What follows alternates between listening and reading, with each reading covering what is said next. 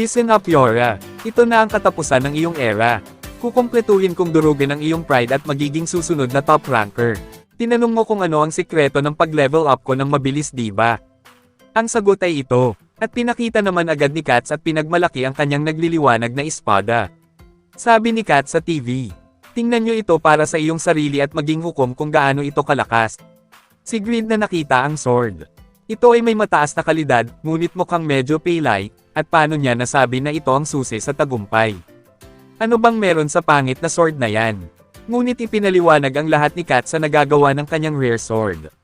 Maaari kong baguhin ang anumang sandata na nasa aking kamay, upang ito ay sumisipsip ng isang tiyak na halaga ng puwersa ng buhay, na proporsyonal sa lakas ng pag-atake.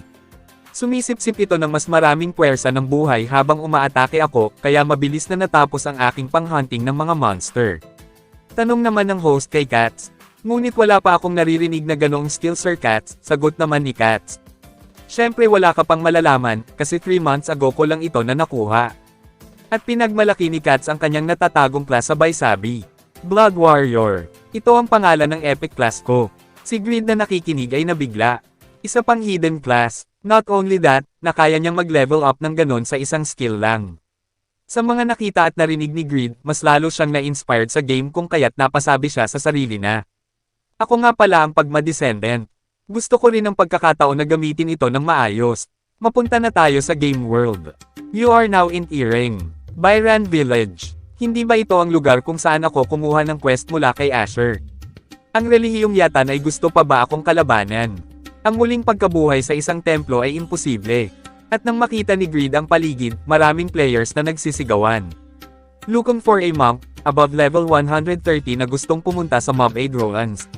Sigaw ng isang player. Pagtitipon ng mga miyembro para gumawa ng level 200 raid a Guardian of the Forest. Will be mining para sa pinakamalakas na mineral blow or recalcem. Sigaw naman ng isa pang players. Wow naman, ang galing. Sabi ni Grid habang narinig niya ang mga sinabi ng players. Lahat ba ng gathering party para sa mga user na level 100 ay mayroon din dito? Tama, ang monster sa labas ng village na ito ay nasa itaas ng level 100 lang kung ganon. Ngunit napaisip si Grid sa kanyang sarili. Ang isang antas -3 tulad ko ay malamang na mamatay lang sa gutom at pagkakaisahan lang ng mga monster. Kaya hindi talaga ako makakalabas dito ng ako lang. Ngunit sa ngayon, pupunta na lang ako sa isang village na angkop sa aking level. At may nakita naman si Grid na karwahe. Oh, isang karwahe. Kaya kung pumunta ng ligtas niyan. Kaya agad niyang nilapitan at nagtanong sa mamang mukhang lasinggero. Excuse me, gusto kong pumunta sa pinakamalapit na safe village sana. Sagot naman ng mama kay Grid. Oo naman syempre, mayroong nayo na lugar at ang lugar na yon ay ang Winston Village. Ito ay perpekto para sa mga newbie na katulad mo. At ang bayad papunta doon ay 10 gold. Si Grid na tiningnan muna ang inventory bago niya sagutin ang mama. Ngunit wala siyang gold kahit man lang piso ay wala, kaya hihirit sana si Grid sa mama. Get loose. Sagot ng mama sa kanya na nakasimangot ang mukha. Pero wala pa naman akong sinasabi eh. Sagot ni Grid. Hindi mo ba sasabihin na humingi ng discount dahil may sakit ang nanay mo? Sumang-ayon naman si Grid sa sinabi. Get loose. Sabi ulit ng mama. Kaya wala namang nagawa si Grid kung kaya't napaupo na lang sa gilid at napaisip na. Hindi patas dito ang kapitalismo. Haste. Kung kaya't napasigaw na lang si Grid. Naging walang selby ako dahil sa bastos na Asher na yon. Gumamit ako ng napakaraming pera para lamang sa quest na iyon. Bakit kailangan kong gawin ang isang class na quest? At naalala naman ni Grid ang lahat ng nangyari. Class change. Oo nga, ako nga pala ang descendant of Pagma.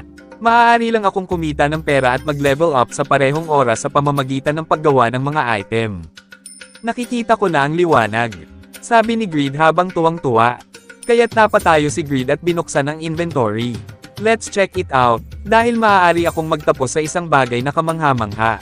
Tingnan ko nga itong blacksmith craftsmanship skill. Ang mga katangian ng lahat ng mga item ay nadagdagan ng 10%. Rare item, plus 2 stat. Plus 30 reputation. Epic item, plus 4 stat. Plus 80 reputation. Unique item, plus 12 stat. Plus 300 reputation. Legendary item, plus 25 stat. Plus 1000 reputation. Ganun pala yon. Tumataas ang reputasyon ko at stat sa bawat item na gagawin ko. At ano pa itong nababasa ko? Grade level. Legendary Blacksmith Craftsmanship Level 1. And Advanced Blacksmith Craftsmanship, plus Intermediate Blacksmith. At nagtaka naman si Greed sa kanyang katangian bilang class change. Kabisado ko na agad ang Blacksmith Craftsmanship skill. At nasa level 1 na ako sa pagiging maalamat na panday. Hindi maaari. Sa pagkakaalam ko, nasa intermediate level lang ang first ranker blacksmith. Pero ako'y legendary blacksmith, ito'y kahanga-hanga. At mayroon pa ditong creation skill ay ang pinakamahusay dahil makakagawa ako ng aking own production method dahil kaya kong gawin ito ng 3 beses. Kung kaya tingnan nga natin. Notification, ginagamit mo ang maalamat na kasanayan sa paglikha ng panday. Anong item ang gusto mong gawin? Si Greed na nag-isip kung anumang item ang dapat niyang gawin. Gumawa tayo ng isang mahusay na espada. Ito ay magiging kapaki-pakinabang para sa panghahunting at mag-level up agad. Nang matapos ni Greed sabihin ang nais, nagtanong naman ang notification. Anong mga materyales ang gusto mong gamitin? Si Greed na nag-isip, at napasabing. Isang bagay na malakas syempre. At naalala ni Greed ang Orichalcum. Oo nga pala, tama, gamitin natin ang Blue Orichalcum. At matapos ni Greed sabihin ang gusto niya, agad naman lumabas ang notification. Please ipasok ang mga katangian ng armas, pagkatapos iguhit ang iyong blueprint. Si Greed na nagtaka sa nabasa. Sa sarili ko, okay, gagawin ko itong malaki. At malakas, at ito'y parang katulad ng shark. Kailangan itong maging isang bagay na mabigat, ngunit magaan. Madilim, ngunit may kintab. Ang lakas ng pag-atake ay higit sa 10 milyon at may mga meteor na bumabagsak mula sa langit sa bawat pag-atake. Maaari itong huwag pansinin ng isang depensa ng mga kalaban at pumunta para sa isang instant kill. Matapos sabihin ni Greed ang lahat, agad namang nag-notification. Creation done. Nang makita ni Greed ang kanyang nagawa, ito'y parang masaya ngunit hindi. At nadismaya sa nakita dahilan para ang mukha ay naging hindi kawili-wili. Ito ba'y maganda? Para bang ito'y sa pagitan ng bagoong at pating? Ngunit nabigla naman si Greed sa notification na lumabas. Auto-calibration. Automatikong pagkakalibrate magsisimula na. Ilalapat ang rebisyon ayon sa mga materyales na ginamit at sa disenyo ng blueprint. Nang laki naman ang mata ni Greed sa nabasa at namangha. Ano? Auto-calibration. Inaayos niya ito ng mag-isa. Parang nababaliw na ata ako sa nakikita ko. Anong meron sa mga numero at salita na ito? Ngunit si Greed ay muling nabigla sa nangyayari. Notification, auto-calibration has been completed. Nang makita niya ang swords na ginawa niya, hindi makapaniwala si Greed na naging mas maganda pa ito sa inaakala niya. Kaya napasabi na lang siya sa kanyang sarili na, bigla ko nang naiintindihan ang lahat ng impormasyong ito. Ako ay naging isang tunay na blacksmith. At nakita ni Greed ang mga ability ng espada. 1,900 durability and 1,820 attack power. At mayroon pang 80 defense. Plus 50 agility. Napakagaling nito. Tuwang-tuwa si Greed sa nangyari, kaya napaisip na naman siya. Ngayon kailangan ko lang kunin ang Blue Orichalcum mula sa Guardian of the Forest party. Ngunit naalala ni Greed na 200 plus pala ang tinatanggap sa party. Para isipin na hindi siya makakasali sa kanyang -3 level. At naalala ni Greed ang kanyang abilidad sa equipment. Tika lang, sandali. Isantibi ang material kung ano ang nangyayari sa walang katotohanan na kondisyong ito. Nabalitaan ko na ang first ranker kamakailan ay nakarating sa level 250. Hindi pa rin ako aabot ng 5,000 kahit na ilagay ko ang lahat ng aking stat point sa lakas. Ang first rank blacksmith mismo ay halos hindi nakaabot sa intermediate level, ngunit nangangailangan ito ng advanced sword mastery na maging level 8 o mas mataas. Si Greed na napagtanto niya na may mali. Dahilan para masabi niya, gumawa lang ako ng useless gamit ang isang hindi mabibiling item. At ito'y isang malaki at makapangyarihang hugis pating. Bad trip, bagaman ang parusa ng pag-equip nito ay malamang na malaki, parang cheat item pa rin ang greatsword. Okay, sige gawin natin ito. Kahit na ano pang mangyari, kailangan kong makapunta sa Guardian of the Forest at makipag-party. Sunggaban natin ito. Hindi ko lang sasabihin sa kanila na level -3 lang ako. Ano, gusto mong sumali sa party? Hindi maaari, reject ka. Sabi ng player sa kanya. Bakit naman? Ribat naman ni Greed. Ang party na ito ay para sa mga taong level 190 pataas, ngunit ipinapakita ng iyong gear na nasa level 60 ka lang. Sagot naman ni Greed na medyo nauutal sa pagkakasalita. Ako ay level 100 kahit ganito lang gamit ko. Ang aking control ay mabuti, kaya ang aking gear ay hindi gaanong nakakaapekto sa akin. Tugon naman ni Greed sa player. Ngunit parang naiinis na sinabi kay Greed habang namumula ang mata. Ano, sinasabi mo ba na umaasa lang tayo sa gamit natin ha? At nagsalita naman ang kasama niya na nakamaskara. Sabi mo Greed ang pangalan mo tama. Ikaw ang player na hindi kilala at mababa ang tingin mo sa amin. Wala kang anumang mga accessories, sa pagtingin lang sa'yo, malamang nakukuha ka lang ng item sa draft at tatakas. Ang pagsisinungaling mo tungkol sa pagiging level 100 ay halata. Hindi ka ba nahihiya sa itsura mo, mahina? Ngunit may isa pang nagsalita dahilan para mapalingon sila. Tama na yan. Ang ating guild ang mamamahala sa pakikipaglaban sa boss mob, kaya iba na lang ang ating ipaasikaso sa kanya. At agad naman siyang nakilala ng isang player. Wow!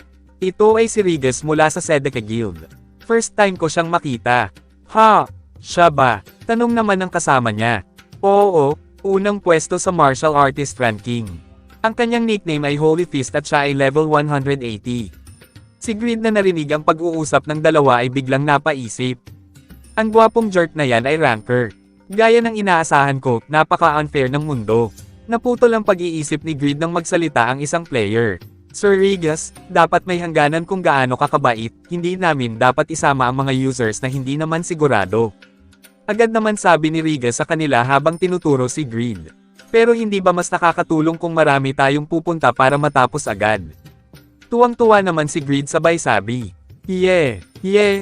Tama siya, hayaan mong makatulong ako ng kunti. Napaisip naman si Greed habang tuso ang mukha. Kahit hindi ko gusto ang mukha niya, mabait naman siyang tao. May katuturan iyon, ngunit hindi ko alam kung magagawa nating hikayatin ang iba pang mga miyembro. Sabi ng niya kay Rigas. Si Greed na excited na tanggapin siya ay napapasabi na lang. Ngayon na, tanggapin mo na lang ang mahigpit na salita ng isang ranker. Ngunit biglang naisip na lang ni Rigas ang isang kondisyon. Kung gayon, paano kung gumawa tayo ng one-on-one na pagsusulit sa kasanayan? Wala namang problema basta mapatunayan niya na magaling siyang mag-control. Tama ba ako? Si Greed na naumay sa sinabing kondisyon ni Rigas. Sa isip ni Greed, patay ako. At tinanong naman siya ni Rigas kung handa na ba siya. Magandang ideya yan. I'm sure magkakasundo lahat after ng laban. Ano okay ba sa'yo Greed? Simulan natin ang hindi pa natatapos sa pagsalita. Agad naman tumakbo si Greed, sabay sabi. Boring. Dapat kong sanayin ang kaliwang pa ako sa ngayon, ahaha. Sigaw ni Greed habang nakatawa. At napatingin na lang si Rigas sa kanya at napasabi.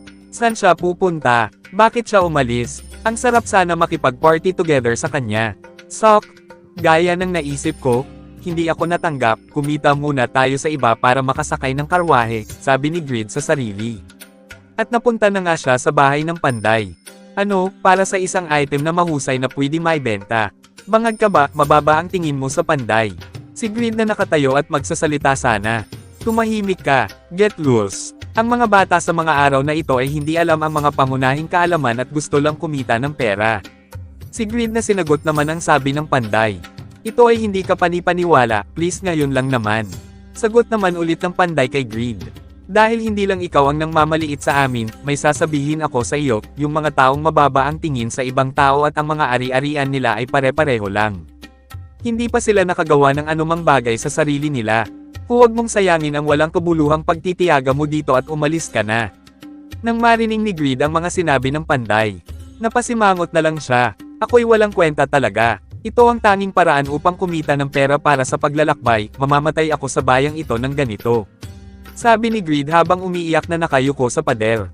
At lumabas naman ang panday at sinabi kay Greed. Hoy, hindi ko man lang nasabi sa iyo na umalis ka na at mamatay. Huwag mong istorbohin ang kapitbahay sa pamamagitan ng pag-iyak sa aking dingding.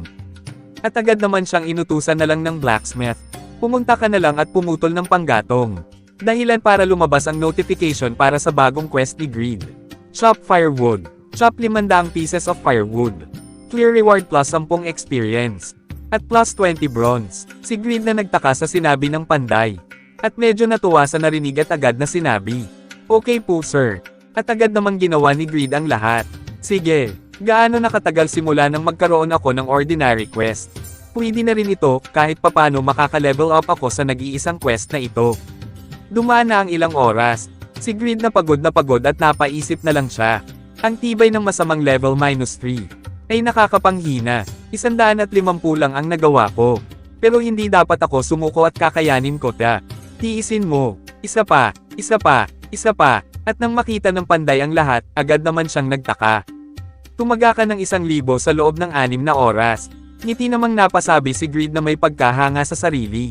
Ito ay maliit na bagay lang. Nakakatuwa, paano magiging panday ang mahinang katawan na iyon. Gayunpaman, ito, kunin mo ito, kung magtatagumpay dito. Maniniwala na talaga ako sa'yo. Si Greed na walang reklamo at tinanggap ang utos ng panday. At napasabi, 55 experience points, sakto. Para makabalik ako sa level 0. At agad namang nagtungo si Greed sa kuweba para magmina. At nang nakarating siya, napasabi naman siya na, ang isipin na baka tumagal ako ng 3 oras para sa 30 minutong marcha. Naubusan ako ng energy dahil lang sa pagpunta dito. Dahil minus level lang ako na nakasuot ng level 70 na kagamitan, hindi nakakagulat na ang bilis ng paggalaw ko ay mabagal. Kaya gusto kong tanggalin ito ngayon din. Pero bago ang lahat, tanungin ko muna ang tao dito. Excuse me, nandito ako para minahan ng iron ores para kay Mr. Smith. Sagot naman ng Menero sa kanya habang tinatawag ang iba pang Menero. Hey, tingnan niyo siya. Sabi niya pinadala siya dito ni Smith. Ano, ang payat na batang yan. Sigaw naman ng isa pang Menero. Na bad trip naman agad si Greed sa narinig. Sa ngayon, huwag mo kaming istorbohin, pumunta ka sa sulok na iyon at tularan mo kami.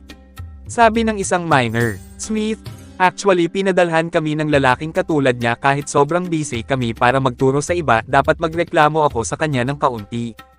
Wala namang imek si Greed sa mga naririnig kong kaya't kumilos na lang siya agad. Ilang oras ang nakalipas na bigla ang mga miner sa mga nakikita.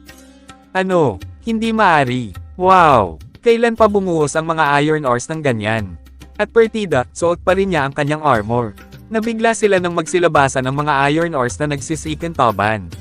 Si Greed na napasabi sa sarili na, parang masisira ang katawan ko, pero malinaw ang isip ko, hindi siya nagkamali ngunit. Mayroon kabuluhan ang aking pagpoporsiga. Napasabi naman agad ang Menero. Ang galing niya, kailangan kong aminin. Sabi naman ng isa pa. Hinusgahan ko agad siya, kailangan kong magpaliwanag sa kanya. Siya ay espesyal, sigurado akong maaari siyang maging isang kamangha-manghang Menero. At lumabas ang notification update. Nakaipon ka ng 170 iron ores. At napasigaw naman si Greed. Ang pagpoporsiga ang tanging kong kapangyarihan. Sa kabila ng lahat, na-achieve na ni Greed ang level 1.